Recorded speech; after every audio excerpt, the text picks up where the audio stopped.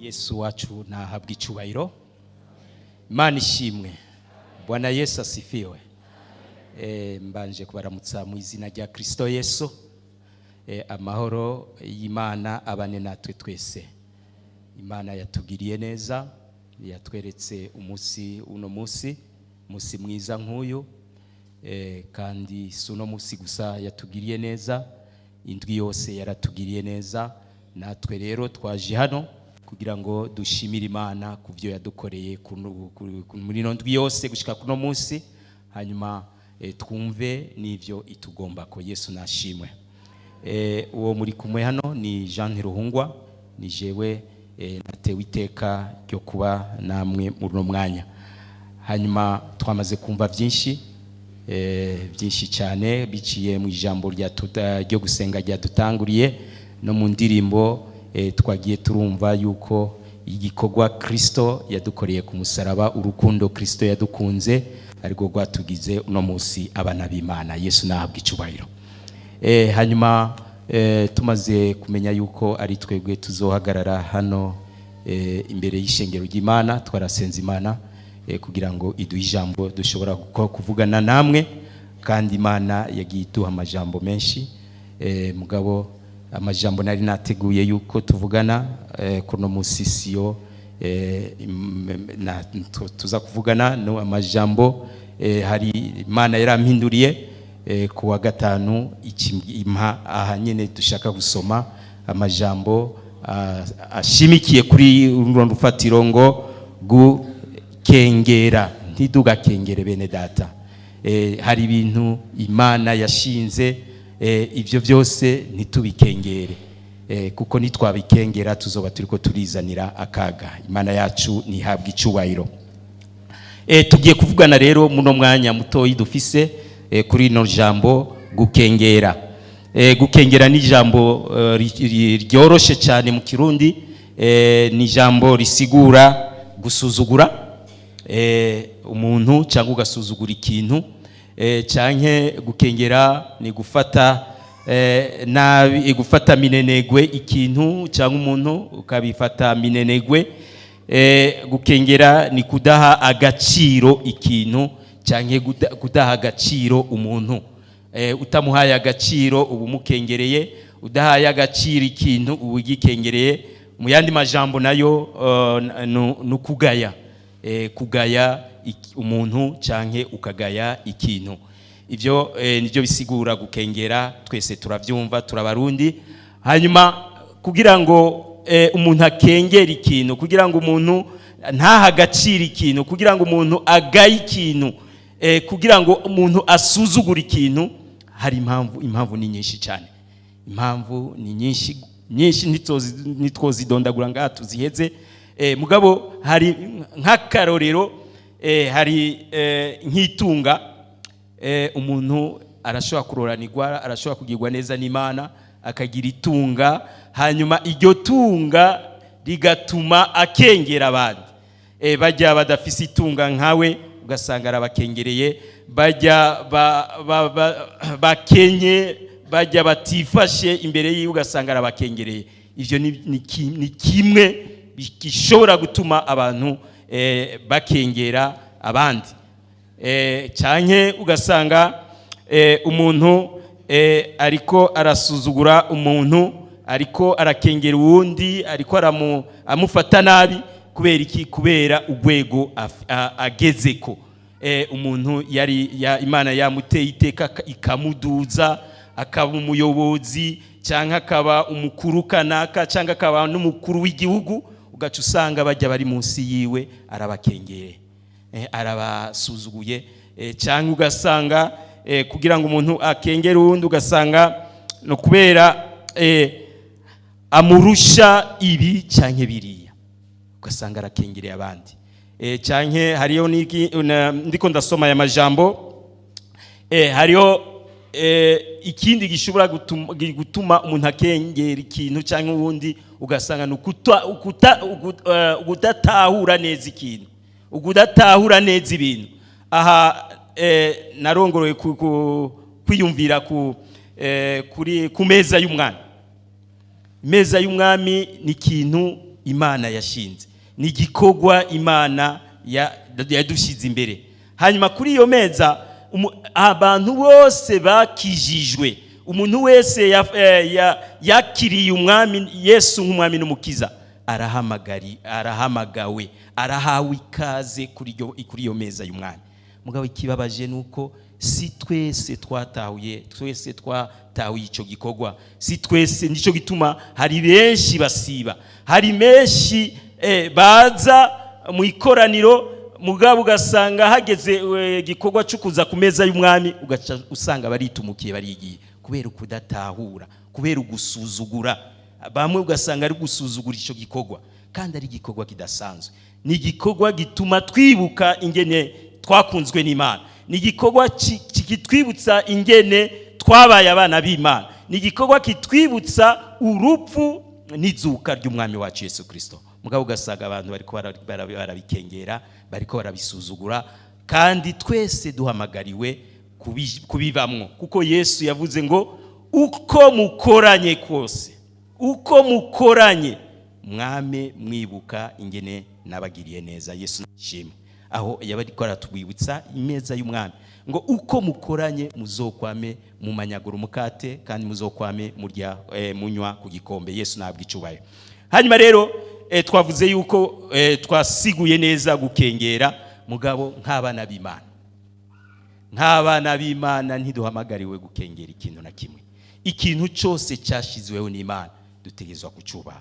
Nico gituma abantu bose bahamagariwe kubahana, umukuru akubaha mutoyi na mutoyi akubaha mukuru. Aho ibintu bizoca bigenda neza, kandi nivyo Imana idushaka ko. Yesu nahabwa icubahiro. Tuzingurure rero Bibiliya zacu turabe mu gitabo cy'Itanguriro, Tanguriro igice ca 25 murongo wa 27 gushika ku 34. Tanguriro igice ca 25 murongo wa 27 dushikane ku murongo wa 34. Turi kuri rya jambo gukengera, kandi abana b'Imana ntiduhamagariwe gukengera n'ikintu na kimwe. Dusome. Esau agura ubukuru bwiwe utwo kurya. Abo bahungu barakura. Esau aba umuhigi w'umuhinga w'umunyeshamba. Yakobo we yaratekereza, yibera mu mahema. Kandi Isaka yakunda Esau kuko yama arya ku nyama yahigukanye. Rebeka we yakunda Yakobo. Umunsi urizina, Yakobo ateka ivyo kurya. Esau arinjira avuye mu ishamba, ashonje acitse intege. Esau abarira Yakobo ati, mpase utwo ntamira kuri ivyo bitukura, kubitukura utetse, kuko numva ncitse intege. Nico cyatumye yitwa Edomu. Yakobo aramwishura ati, shiti ubanje kungurira nkegukira kuba samuragwa mu gishingo cyawe. Esau aramwishura ati, raba ngira mfe, none ivyo kuba samuragwa bizomarira iki?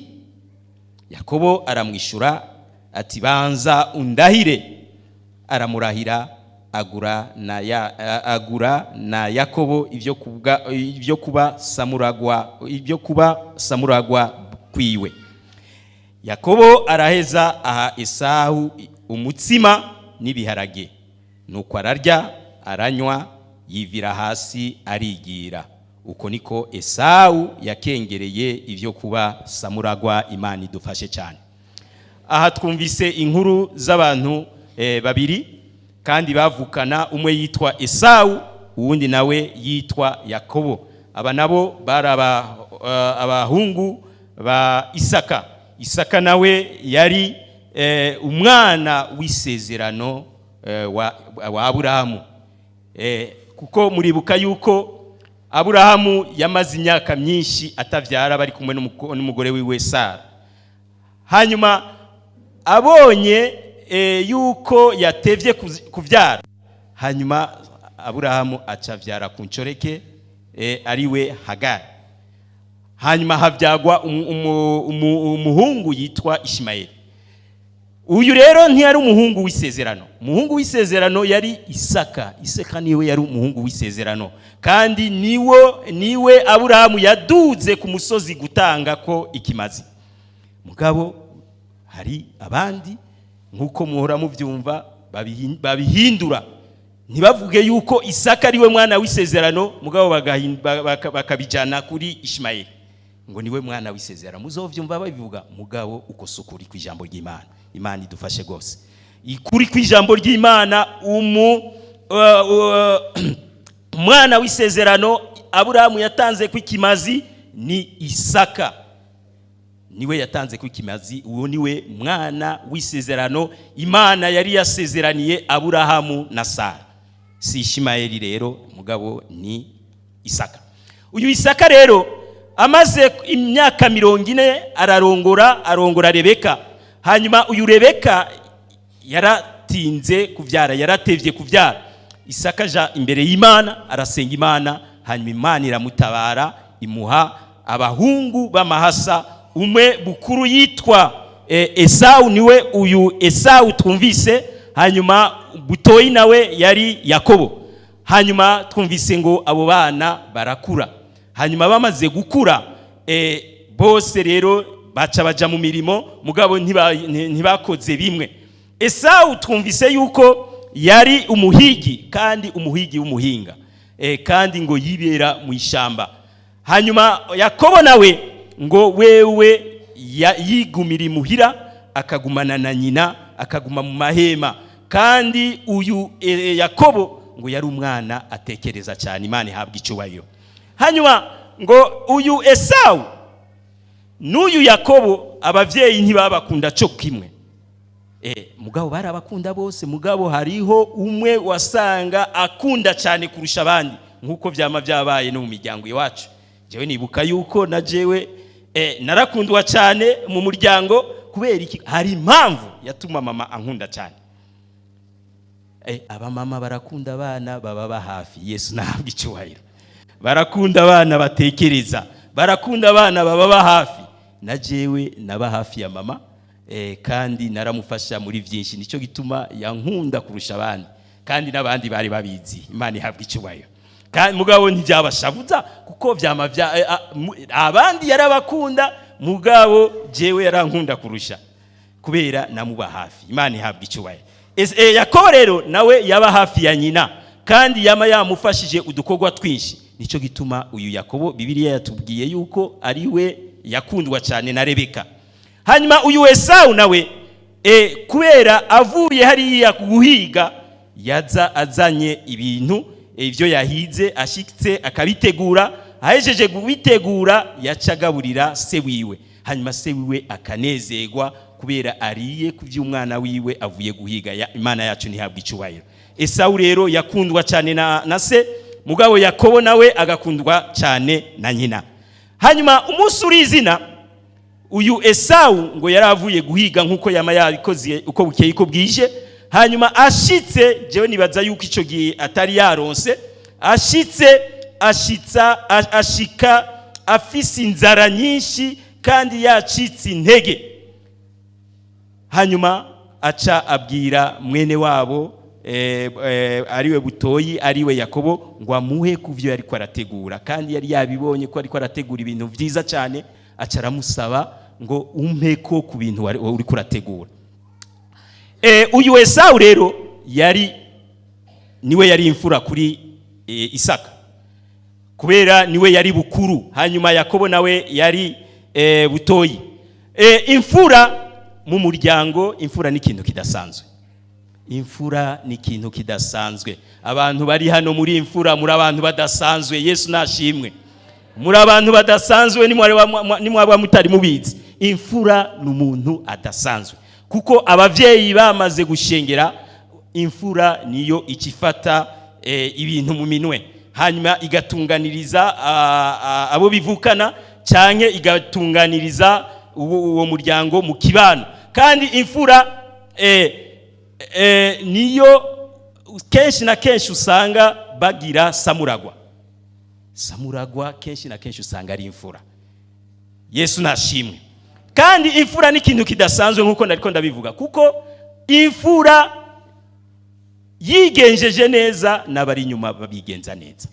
Siko bene data. Imfura yigenjeje neza n'abari inyuma bigenza neza, kuko barabawe niwe baraba. Yifashe nabi birashoboka ko abinyuma nabo nyene bifata nabi. Yifashe neza abinyuma nabo nyene bazokwifata neza. Nico gituma imfura ari ikintu kidasanzwe. No mu Kirundi ciwacu imfura n'umuntu adasanzwe. No muri ubu muryango w'Abanyisraeli imfura cyari ikintu kidasanzwe, kuko niwe yaca basamuragwa. Hanyuma uyu Esau yarazi yuko ari we azobasamuragwa. Hanyuma Yakobo rero kubera yabonye yaje ashonje afise ikibazo, ngo nzomufatira ngaho kugira ngo nanje ampe ubwo burenganzira bwo kubasamuragwa. Kuko samuragwa nkuko twabivuze niwe aserukira umuryango mu kibano canke imbere y'amategeko. Uyu rero Yakobo ngo hinge ndamufatire ngo sinshobora kuguha mu bintu nateguye kiretse umpaye ububasha bwo kuba samuragwa. Uyu Esau aravyiyumvira, araraba ingene yarashonje, araraba ingene yacitse intege. Niko kuvuga aya majambo twumvise hano ngo ubusamuragwa bwanje ngo bumariye iki uno munsi n'igihe kizoza, ngo ivyo bimariye iki. Yibagira uruhara samuragwa afise mu muryango, uruhara samuragwa afise mu gihugu, maze aravyiyumvira arabikengera. Nico gituma yavuze aya majambo ngo none ivyo kuba samuragwa bizomarira iki. Birababaje. Imfura yifata nabi. Nkuko nabivuze imfura kenshi na kenshi niyo ibasamuragwa. Narabonye ahantu nzi kandi mu kibano cyacu abavyeyi bose bari bapfuye, bamaze gupfa baca barondera samuragwa, mugabo samuragwa ntiyabaye imfura, mugabo samuragwa yabaye umuhererezi. Byari bibabaje. Kubera iki batatoye batagize samuragwa imfura? Kubera samuragwa yigenjeje nabi.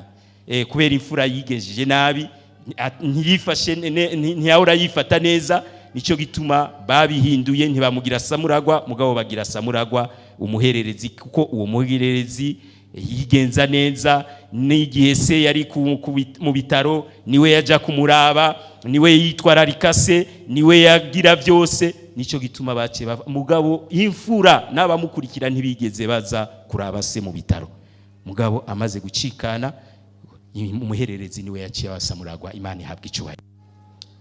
Hanyuma aca mufatira ngaho ngo ntibikunda, ngo kiretse umpaye ubusamuragwa bwawe. Hanyuma Esau arakengera ubwo rwego, icyo cyubahiro yategerezwa kugira, mugabo arabutanga, aramwemerera ngo ntaco bitwaye, ngo uzobe samuragwa. Mugabo kubera uyu Yakobo atamwizera neza, aca mubwira ngo ubu rero kugira ngo ndaguhe utegerezwa kurahira. Nkuko twavyumvise, utegerezwa gushirako n'indahiro. Mu Bisirayeli indahiro ni ikintu gikomeye cyane, kandi umuntu yarahiye ntashobora kwisubirako. No ngaha mu Kirundi, mu Burundi uri imbere ya sentare ugiye ukavuga ibintu, mu guheraheza baca bakubwira ngo shirako n'indahiro. Kubera iki? Kubera indahiro ni ikintu kidasanzwe. Hanyuma Esau arashira ku indahiro, hanyuma amaze kwishirako acaramuha utwo kurya, ngo yamuhaye iki? Umutsima, amuha n'uduharage, ararya, ahejeje kurya acarigira, Imana idutabare gose. Ngo uko niko Esawu yatakaje ubusamuragwa bwiwe. N'aya majambo twariko turasoma ababaje gose kubona Esawu yakengereye ubusamuragwa bwiwe. Twebwe bitwigisha iki bene data? Bitwigishe yuko natwe ari agakiza twaronse, kandi ako gakiza twaronse niko katugize kuba basamuragwa b'ijuru. Yesu ntabwo icubaye. Ubu jewe ndi samuragwa w'ijuru kubera iki? Kubera nakiriye Kristo nk'umwami n'umukiza. Nawe uri samuragwa w'ijuru kubera wakiriye Kristo nk'umwami n'umukiza. Mugabo ikibabaje uno munsi nuko abantu bariko baravyifatamo nabi, bariko bagenda bakengera ako gakiza twaronse kubuntu, bariko baragenda baheba kuba basamuragwa b'ijuru. Kubera iki? Kubera akamanyu k'umutsima. Esawu atakaza ubusamuragwa bwiwe kubera akamanyu k'umutsima. Nuno munsi niko biri.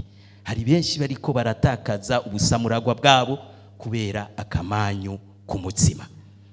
Ugasanga umuntu n'umukristo, yarakijijwe, yarizeye Kristo nk'umwami n'umukiza, mugabo ugasanga kantu gatoyi cyane karaje agaca abivamo, agaca akora ibidahimbara Imana. Ubukene bwuje ugasanga arabivuyemo, ibibazo bije ugasanga arabivuyemo. Kubera iki? Kubera ukudatahura neza icarico, kudatahura neza abo turibo, ko abaragwa b'ijuru, turi basamuragwa b'ijuru. None akamanyu k'umutsima kaze kadukure ko iryo teka twatewe n'agakiza twakiriye kandi twakiriye tukaronse ku buntu. Yesu ntabwo icubaye. Yesu yaritanze ku musaraba. Yesu yaremeye arakubitwa. Yesu yaremeye aragirirwa nabi kugira ngo wewe ube samuragwa w'ijuru, nanje mbe samuragwa w'ijuru. Nidukengere iryo teka twahawe. Nkuko nabivuze, uno munsi hari benshi bariko barakengera ko gakiza, bariko barakengera ubusamuragwa baronse, bakaja mu byaha. Twiyubare rero, twiyubare bene data, turi mu rugendo rugana iwacu mu ijuru, aho turi basamuragwa. Ntidutakaze rero ubusamuragwa bwacu kubera akamanyu k'umutsima. Turarangije bene data, turarangije. Wiyumvire kuri aya majambo. Mbega uracyari umuragwa w'ijuru? Mbega ndacyari umuragwa w'ijuru kubera nakiriye Kristo nk'umwami n'umukiza? Niwasanga vy'ukuri mwemu akabikwemeza neza yuko ukiri umusamuragwa w'ijuru, ukiri umuragwa w'ijuru, ubinezerererwe kandi ubigumemwo gushika ugufa kwawe. Kuko mu isisi wacu tuhaca turengana, turi abaragwa b'ijuru, turiko turaja iwacu mu ijuru. Mugabo niwabasanga ukiyumvira ugasanga nturi umuragwa w'ijuru, uno munsi ukubera umunsi mwiza. Uno munsi ukubera umunsi mwiza mwene data, aho ukoze iki kintu gusa ucuba umuragwa w'ijuru. Nukwakira Kristo nk'umwami n'umukiza, umaze kumwakira ukamwizera, ucuba umuragwa w'ijuru. Ntukengere rero iryo teka ryo kuba samuragwa w'ijuru, kuko ni ikintu kidasanzwe. Twunamika amaso yacu, hanyuma umwe wese yumvire, mbega ndi umuragwa w'ijuru?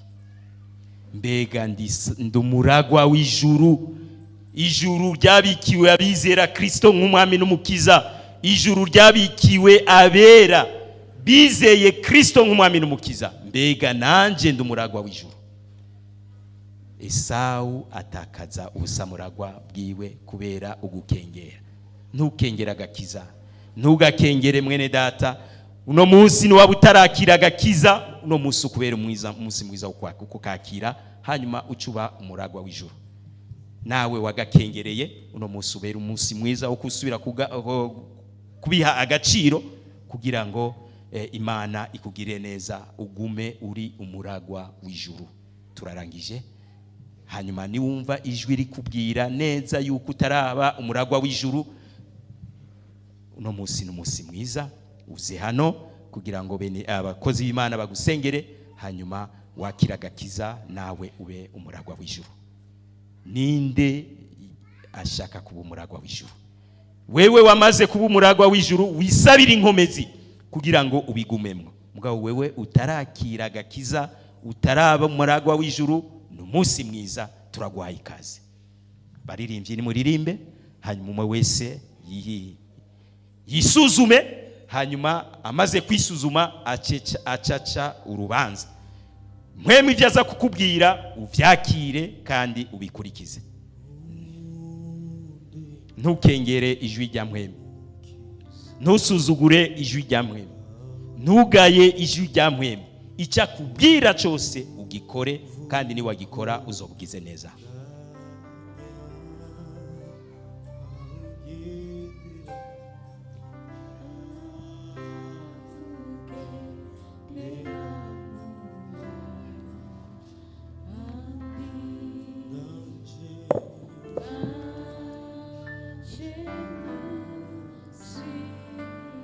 Mwese yumvire,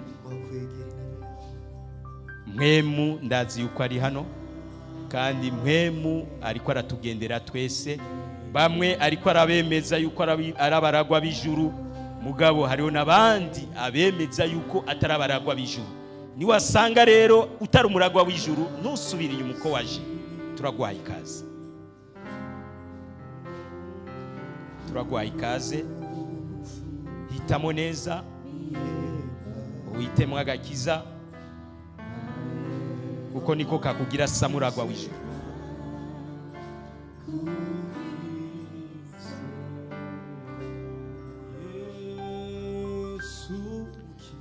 Ninde ashaka kwakira agakiza? Ninde ashaka kwakira Yesu nk'umwami n'umukiza? Ninde ashaka kuba umuragwa w'ijuru? Turamuhaye ikaze. Ntukomantaze umutima mwene data, ntusuzugure iri jambo mwene data.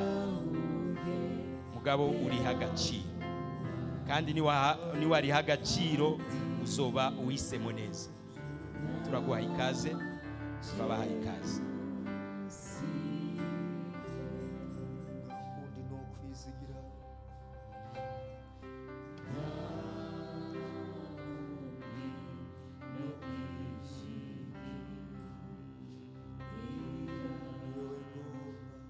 Turabahaye ikaze.